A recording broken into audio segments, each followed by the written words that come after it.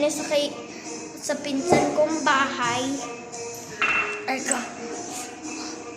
Kasi ang mama ko at isang kuya kong Andre, nasa lipa na.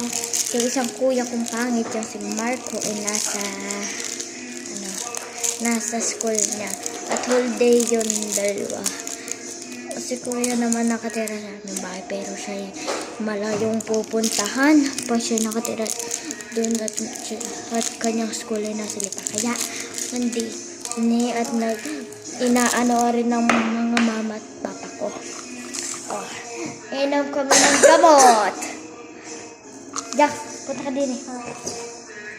Wait lang. Baba. Papakilala ko eh si... Ang sikit.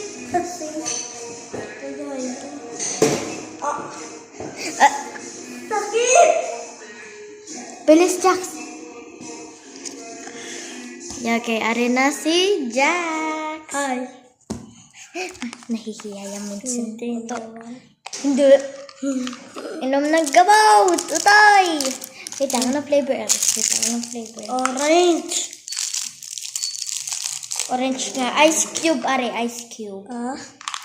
Ay, gagi. No, wait naman. Okay. Inay! Ha? Wala ang fake lang, are. Huwag ko ka naman tubig. Inan, gamot tayo. Gamot, hindi yata yun. Narinig ko. Ha? Takit siya sa akin. Nakakaka. Hindi yan. Ay. Opo, ice cube ba rin? Ha? Wala na. Titignan mo. Ano po, kung panis? Tingali. Hindi, matamis. Tingnan po. Try ulit ni Jazz kasi nalagod. Ano? Talang. Dami ko kaibigan din eh. Di ka, Jack? Yung kalaban namin ay naging friend ko na. Kulam auntie. Ano pa? Yes, tiga meron pa tayo. Hang? Ay. Oh. Dumi na. Yes, meron tayo daw mamaya. Ang init. Pag kasi pagkatapos namin kumain, kami nag-aircon. Tsaka mamaya... Kami natin wait lang. pagtutulog.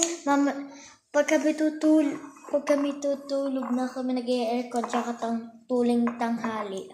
Ako din.